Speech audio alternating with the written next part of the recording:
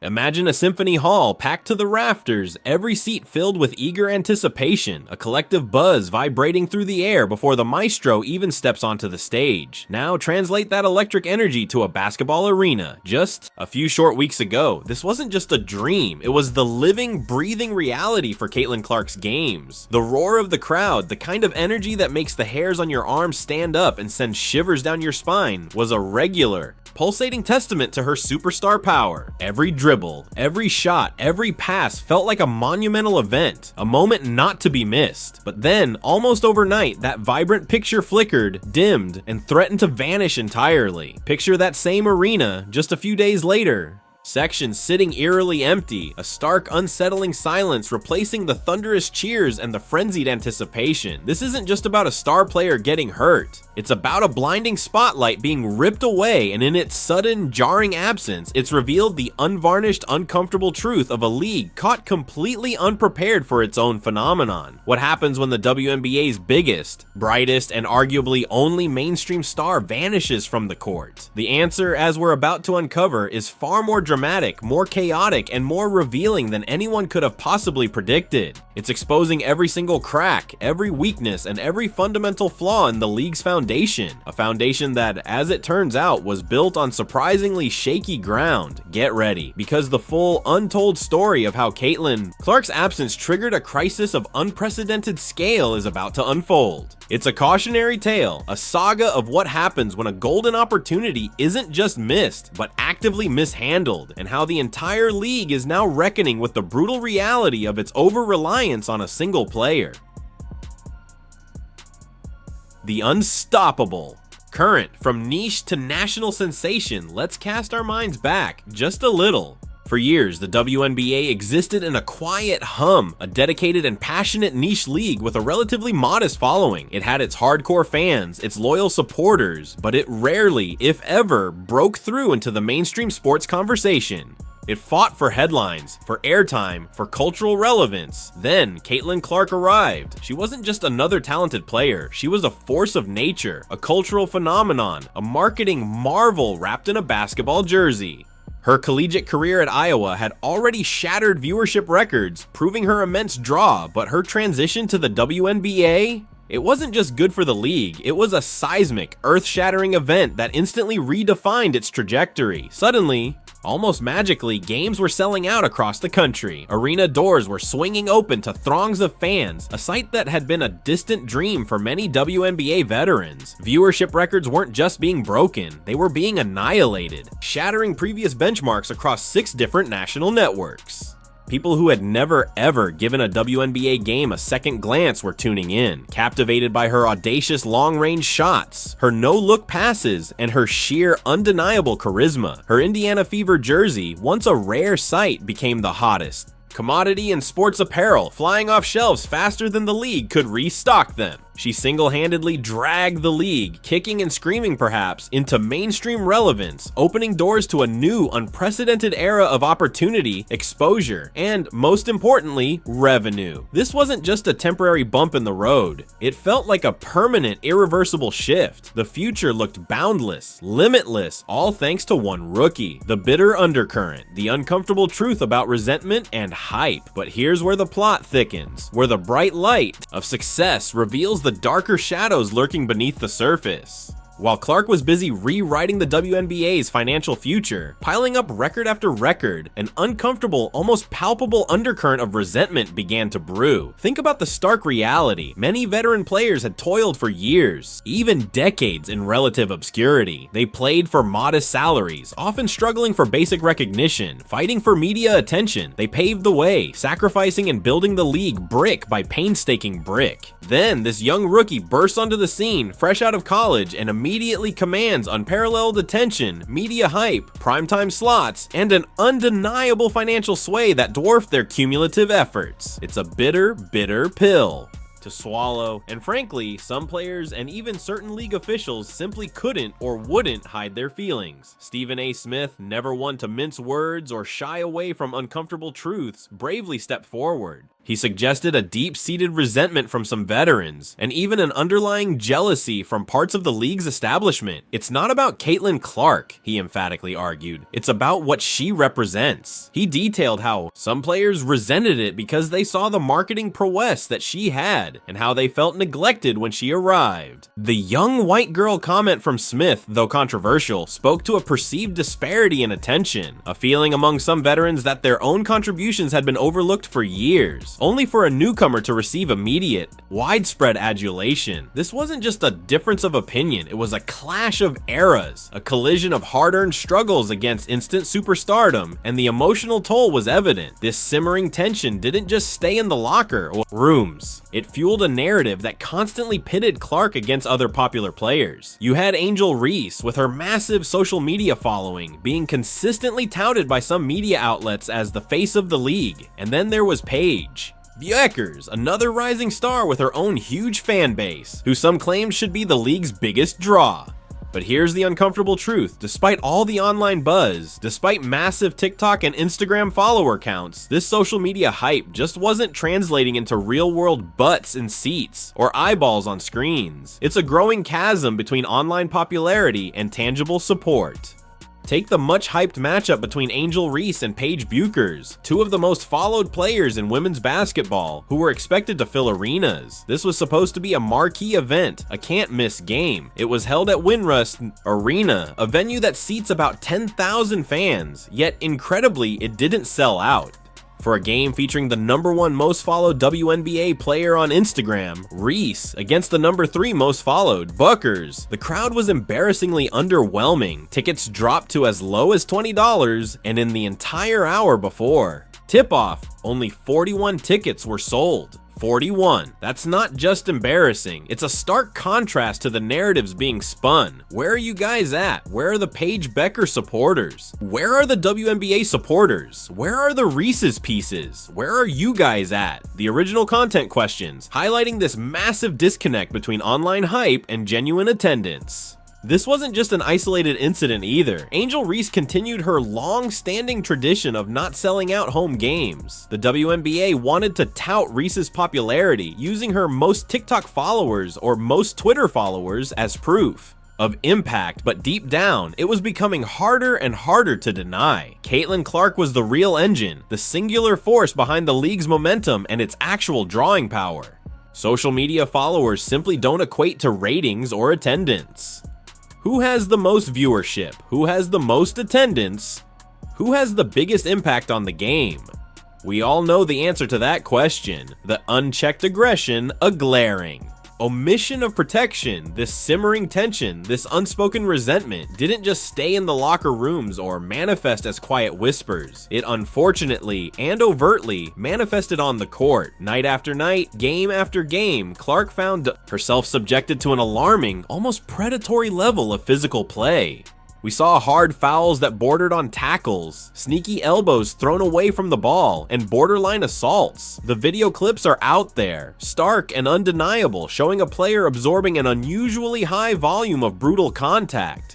It wasn't just standard basketball physicality, the kind that happens in every game. It often felt targeted, intentional, designed to send a message. Caitlin Clark appears to be hunted every game. One observer noted, she deals with physicality that no other player in the league is dealing with. This included Angel Reese herself, whose aggressive play against Clark in previous matchups only further solidified this disturbing pattern. And what was the league's response to this escalating aggression? A deafening, unsettling silence. Referees almost unbelievably swallowed their whistles. Calls that should have been automatic technical fouls or even flagrant fouls were ignored. The WNBA itself, the very body tasked with protecting its players and upholding the integrity of the game, seemed to turn a blind eye, allowing the rough play to continue unabated. It became so blatant, so overtly negligent, that Stephen A. Smith, among other prominent sports analysts, was absolutely furious. He didn't just call it out, he straight up torched the WNBA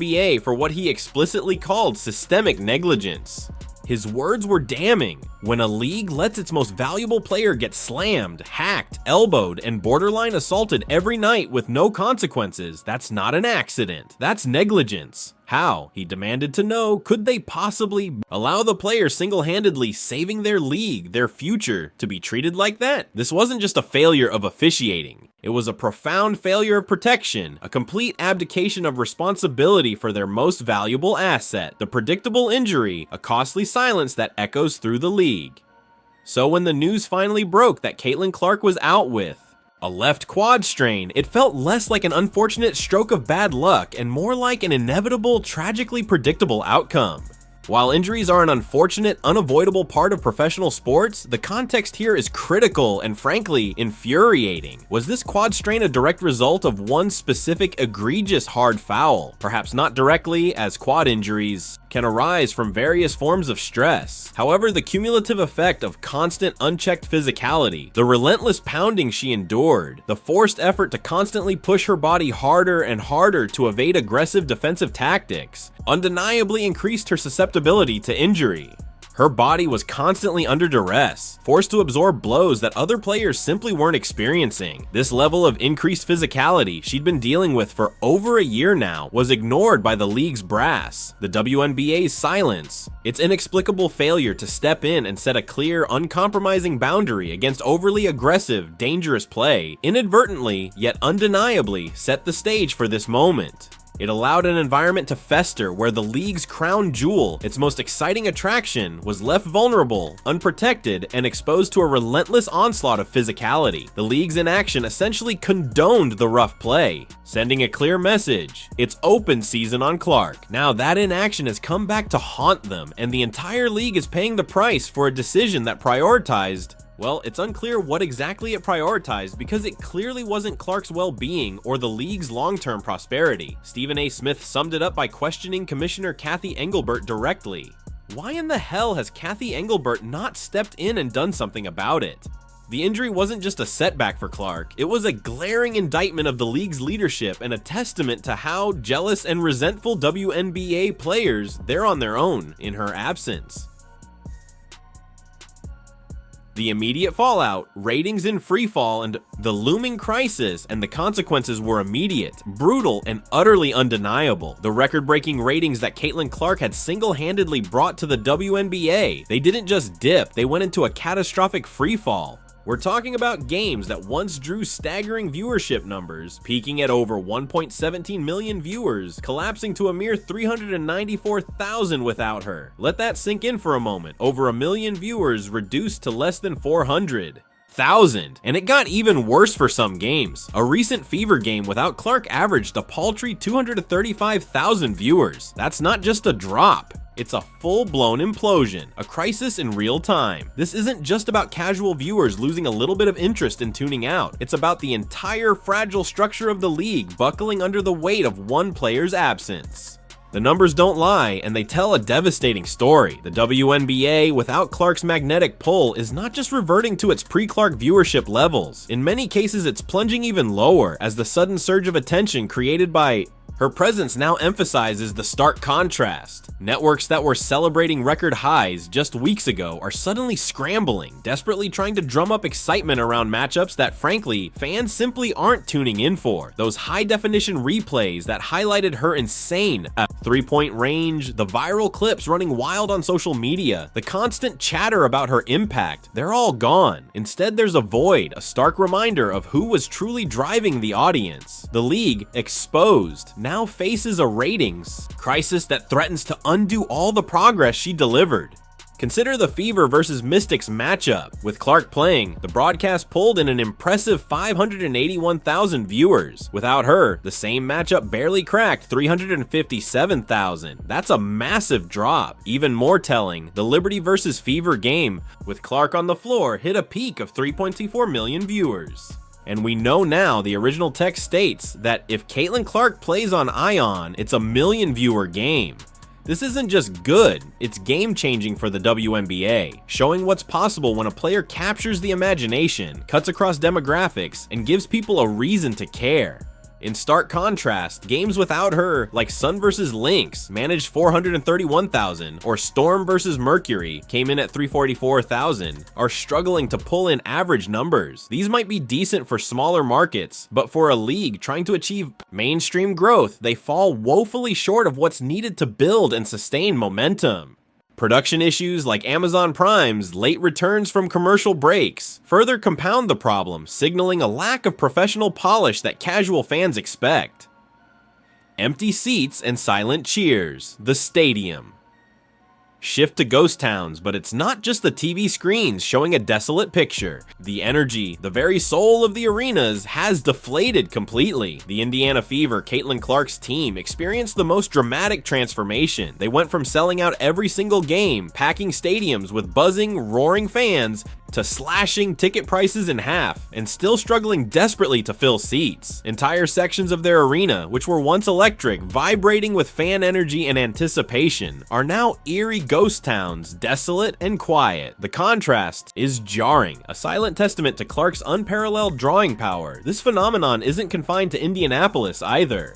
During Clark's initial run, 4 other teams in the league had previously moved their home games to bigger, more expansive arenas just to accommodate the throngs of fans, the veritable stampedes coming to see Clark and the Fever. Now that need is gone. The demand has evaporated. This isn't just a typical attendance dip after a star player gets injured. It's an unprecedented, full-blown disappearance of fans, revealing just how precariously dependent the entire league had become on the singular presence of one player. The WNBA is witnessing a level of fan exodus that is, quite frankly, unheard of in professional sports, starkly illustrating that fans weren't coming for the WNBA. They were coming for Caitlin Clark, and the situation for other stars is equally grim, reinforcing Clark's unique status. The Chicago Sky, Angel Reese's team, has had 2 home games this year against what the media would call high-profile teams, the New York Liberty and the Dallas Wings. Neither game was a sellout. In fact, both games had the exact same attendance, number 9,025. What are the odds of 2 back-to-back high-profile games having the exact same attendance figure?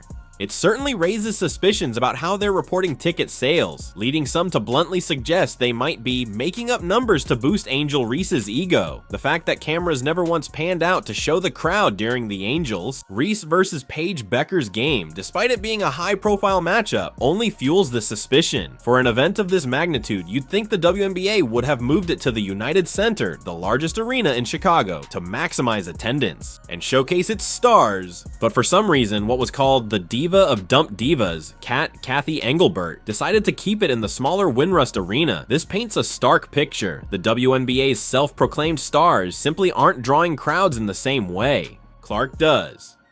Beyond the box score, the intangible erosion of excitement and credibility. The impact of Clark's absence extends far beyond quantifiable numbers like viewership and attendance.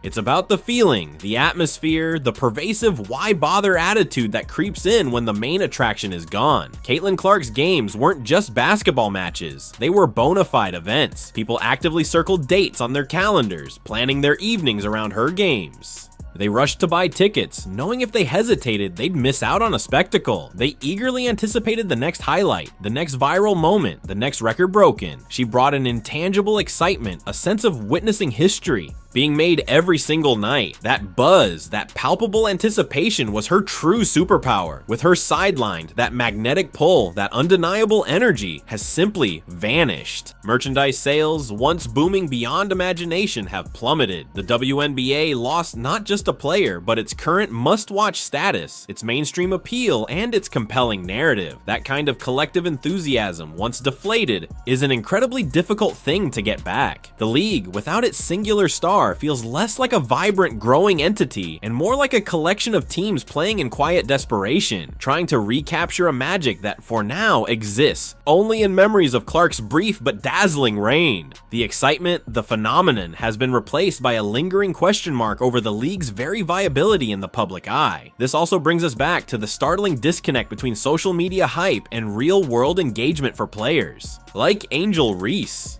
Reebok went all out for Reese, creating her signature logo and a clothing line, pushing her as the face of the league. But how come that robust marketing, that undeniable online presence isn't translating into attendance? The arena wasn't full and the broadcast felt low budget for a supposedly marquee matchup, lacking the energy you'd expect. It's a stark reminder that while social media followers are impressive, they don't necessarily equate to ticket sales or national TV ratings. The WNBA has a major problem. The Indiana Fever and Caitlin Clark still look like the only real draw. These ratings, in the opinion of some, are pathetic, highlighting a need for the league to change rules to make the game more enjoyable and pull in those all-important casual viewers. But beyond the game itself, Reese's own actions have contributed to this credibility gap. Angel Reese has publicly complained, "I've been attacked so many times, death threats, I've been sexualized, I've been threatened." She lamented how lonely men keep telling me to take more clothes off, and painted herself as a victim who just wants to be respected for her basketball skills. Yet the shocking hypocrisy is impossible to ignore. Moments after the Fever destroyed the Sky by 27 points, Angel Reese immediately posted what are widely referred to as thirst traps on social media, like clockwork. Less than a week after an emotional interview about being unfairly sexualized, she posted a video of herself twerking with rapper Sexy Red that had absolutely nothing to do with basketball. The internet went wild, screenshotting her complaints right next to the provocative content. "There's nothing cute about this," commentator said. "What has that got to do with basketball?"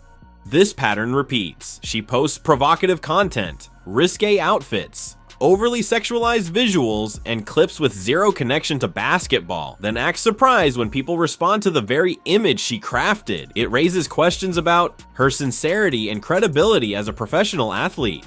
When you publicly complain about being sexualized, then immediately post content that sexualizes yourself, fans start to wonder if you're serious about basketball or just looking for attention. This affects her credibility as a professional athlete and raises questions about what her actual priorities are. The contrast with players like Caitlin Clark, Lexi Hull, and Aaliyah Boston is striking. Their social media focuses on basketball, highlights, team celebrations, and supporting teammates. Caitlin would never embarrass herself like that. Multiple sources imply Clark has built a massive following by being consistent with her message and actions, keeping the focus on her game. "I have never seen Steph Curry publicly embarrass himself or the NBA," one analyst notes, drawing a parallel to the professionalism expected of true stars. Angel Reese may want respect, but it's kind of hard to earn respect when you're exploiting yourself on social media.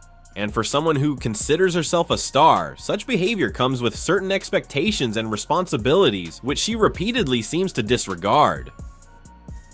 Angel Reese's on-court performance and the ironic karma. Let's get brutally honest about what happened on the court, particularly when the Chicago Sky faced the Indiana Fever. This isn't just about social media drama. It's about basketball. Picture this scene. The United Center, home of the Chicago Bulls, packed with over 19,000 fans for the first WNBA game ever played in that massive arena. This was supposed to be Angel Reese's moment, her chance to shine on a huge stage. But here's what makes this even more incredible. The Indiana Fever walked into Chicago's house and absolutely demolished the Sky by 27 points, without their three biggest pieces.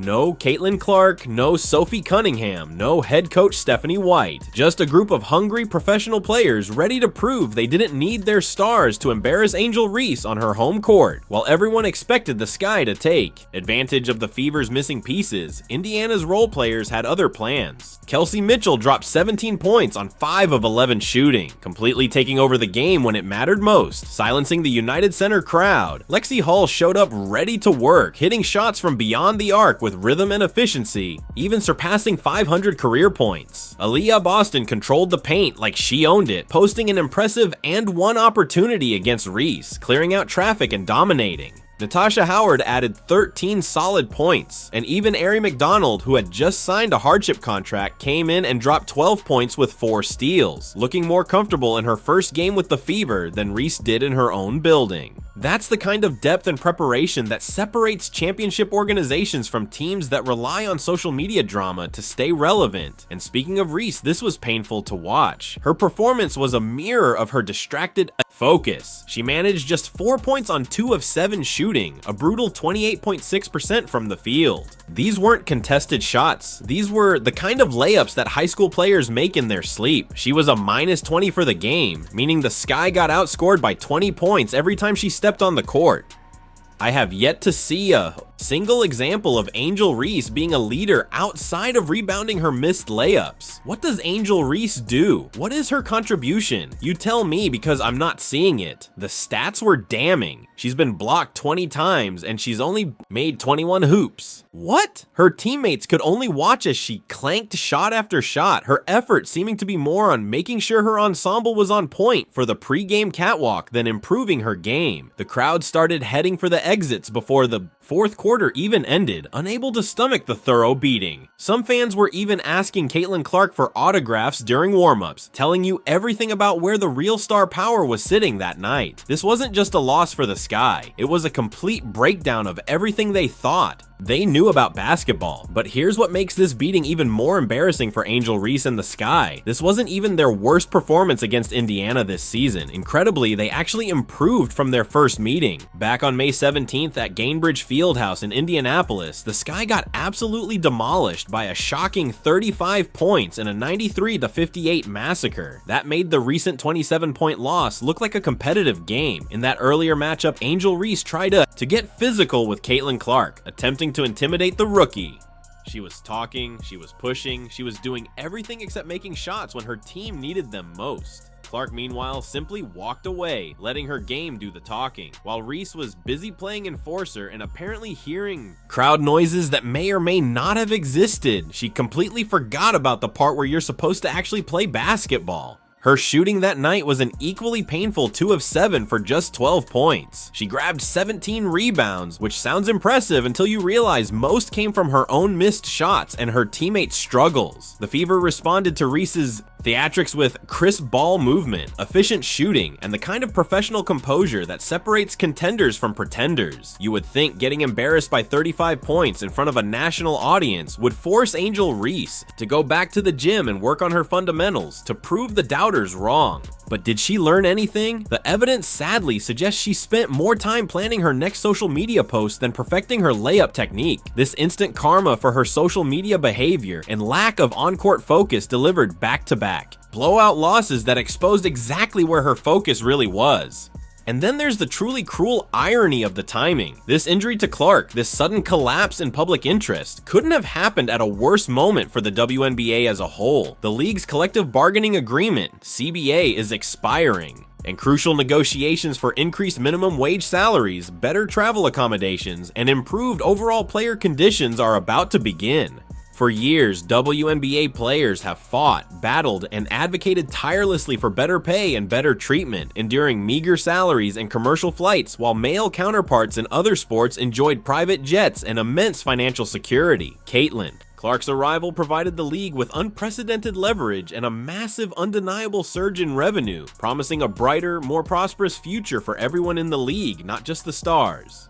This revenue stream, this newfound attention, was meant to empower the players in their demands. Now, with ratings and attendance cratering, with the league's primary revenue driver sidelined, the players, especially those who may have harbored resentment towards Clark's spotlight, are faced with a harsh, undeniable reality. Their strongest bargaining chip has been significantly weakened. The very financial surge that was meant to uplift all boats has now receded, potentially jeopardizing the very salary increases and improved conditions they've long deserved and fought for. It's a bitter, bitter lesson in unintended consequences. A stark embodiment of the phrase, "Be careful what you wish for," because the tide that lifts all boats can also recede, leaving everyone stranded. This injury could not have happened at a worse time for the players who hate her. The Golden Goose Syndrome, a failure of vision and strategy. Stephen A. Smith, in his fiery commentary, hit the nail on the head with brutal accuracy. The WNBA had the Golden Goose and treated her like a regular bird. Think about the profound truth in that statement. Clark wasn't just a player, she was a marketing dream, a ready-made superstar packaged perfectly for mainstream consumption. She single-handedly sold out arenas, drove a never-before-seen spike in ratings, and had people buying her jersey faster than the league's entire supply chain could possibly keep it in stock.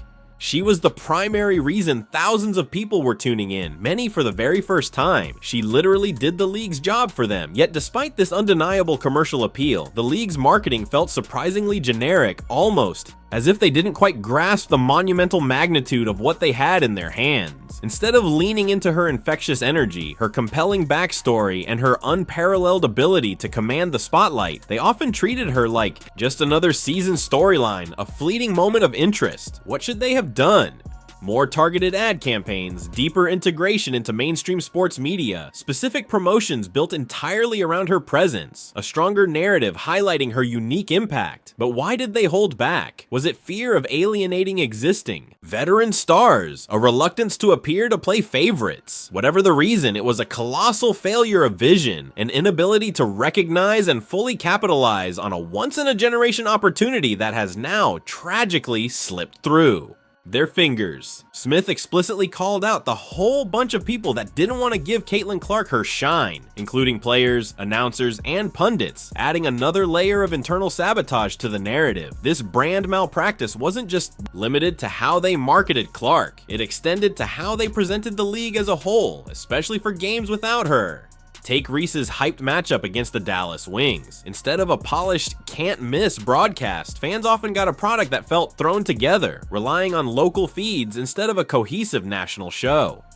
On networks like ION, viewers complained about late returns from commercial breaks, missing crucial plays. That kind of inconsistency makes it incredibly hard for casual fans to take the league seriously or invest their time. The WNBA's biggest problem, as the original content states, is that there's nothing to pull in the casual viewer when Clark isn't playing. They need to figure out how to sell the entire experience, not just one player. Where was the leadership? A masterclass in mismanagement. This entire unfolding mess, according to Stephen A. Smith and countless other observers, didn't happen by accident. It happened by design, or rather by a glaring, almost deliberate lack of it. Smith didn't pull any punches. He directly called out Commissioner Cathy Engelbert for what he unequivocally termed a masterclass in league mismanagement, criticizing her for a profound failure to prioritize Clark's safety and, by extension, the entire league's future. The criticism is blunt, damning, and increasingly difficult to refute. The league took Clark's unprecedented rise for granted, acting as if players with her unparalleled marketability and cultural impact come along every day. They simply don't. Smith invoked the powerful idiom, "A rising tide lifts all boats," passionately arguing that the league should have jumped on Clark's wave, using her momentum to elevate everyone. Instead, they seemingly resisted it, creating a scenario where people didn't want to do that. The solution to protecting their most valuable asset, he asserted, should have been obvious and immediate. Put a stop to the excessive physicality. But instead, they let her get hammered, elbowed, and targeted game after game, a reckless, almost self-destructive approach that has now come back to haunt them with devastating force. This wasn't just short-sighted, it was a profound misjudgment of the league's most critical asset, leaving its long-term viability in jeopardy. The questions now loom large. Was it a genuine oversight, or was there a deeper, more complicated reason for the league's inaction, perhaps tied to the very resentment Smith spoke of, a fear of upsetting an established pecking order? Regardless, the celebration in the WNBA, it was cut short yesterday afternoon as WNBA players learned the harsh lesson, be careful what you wish for, and Commissioner Engelbert's responsibility extends to the off-court conduct as well.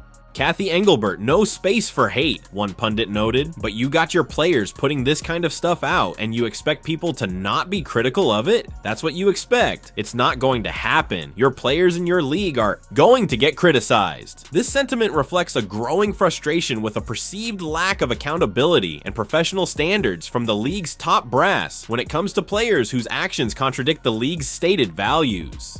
Caitlin Clark's injury didn't just pull her off the court, it pulled back the curtain on the WNBA's deepest, most fundamental flaws. It exposed a systemic fragility, a precarious over-reliance on a single individual that goes far beyond one player's talent. This isn't just about the absence of a star player, it's about a league that built its temporary momentum on a foundation of sand, with no viable contingency plan, no backup strategy, no long-term vision beyond riding the wave of one phenomenal rookie. It's about a leadership that seemingly failed to grasp the unique market dynamics Clark created, and a potential internal dynamic of jealousy and resentment that inadvertently or otherwise sabotage their own golden opportunity. The ripple effects are expanding, touching every aspect of the league, questioning its appeal to future talent, impacting potential sponsorship deals, eroding investor confidence, and forcing a harsh reevaluation of its entire marketing strategy. The WNBA needs to figure out how to maintain interest across all games, not just the ones featuring their biggest star. The league needs players who can pull in casual fans, the same way Michael Jordan, Magic Johnson, or Kobe Bryant did for the NBA. Right now, Clark is the only one doing that for the WNBA. The problem is when she's not on the court, there's no one else bringing that same energy. This isn't just speculation, the numbers back it up. Ticket sales have been inconsistent, and the viewer drop-off whenever Clark isn't involved is painfully clear. Is this a wake-up call that the WNBA can somehow respond to and recover from? Or is it a fatal blow, a moment that will forever be remembered as the point when the league had lightning in a bottle, and through a series of missteps and missed opportunities, let it tragically slip through its fingers? The numbers don't lie, and the league's vulnerability is now starkly out there for everyone to see. If this team plays like it played last night, the original commentary states, the WNBA's got a serious problem. You will lose casual viewers if they believe this team is not good.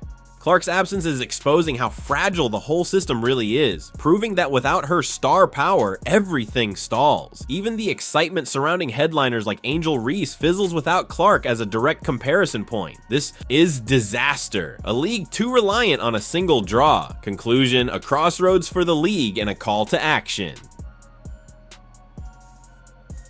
As we stare into the void left by Caitlin Clark's absence, where does the WNBA go from here? This isn't just a question for Clark's recovery, but a fundamental, existential crisis for the entire league's future. Her unexpected and arguably avoidable absence wasn't the cause of all the WNBA's deep-seated problems, but rather the brutal, unignorable symptom of deeper issues the league has long struggled with. How to truly protect its stars, how to effectively manage internal player dynamics, and how to genuinely capitalize on its fleeting moments in the mainstream sun, the spotlight. That Caitlin Clark brought to the WNBA was blinding, showing everyone, including the league itself, what was truly possible for women's professional basketball. Now, with her gone from the court, that same intense spotlight is also illuminating what's deeply fundamentally wrong within its structure and leadership. The league's reliance on one or two marquee names is unsustainable. They need a broader engagement strategy, better marketing, and a way to keep fans coming back even when the biggest stars aren't on the court. If these leagues are going to succeed, it's not the hardcore fan. They gotta have the casual viewer. And right now, there's nothing pulling those casual viewers in when Clark isn't playing. Can the WNBA pivot, truly learn from this self-inflicted wound, and finally build a sustainable, robust future that prioritizes all its talent before it's too late? Or will this moment be remembered as the golden opportunity they let tragically slip through their fingers, leaving us all to wonder, what could have been? After seeing $20 tickets for hyped matchups and arenas that look suspiciously empty, and witnessing the startling contradictions in player conduct, do you believe the WNBA can evolve beyond pure hype? What do you think needs to fundamentally change for the WNBA to not just survive, but truly thrive beyond the presence of any single superstar? How can they regain the momentum they've so quickly lost? Let me know your honest thoughts and predictions in the comments below. And if this story resonated with you, if it sparked your curiosity, or simply opened your eyes to a crisis unfolding, please don't forget to hit that like button, share this video with a friend, and subscribe for more deep dives and untold stories. From the fascinating, often tumultuous world of celebrity and sports, your support helps us tell these important stories.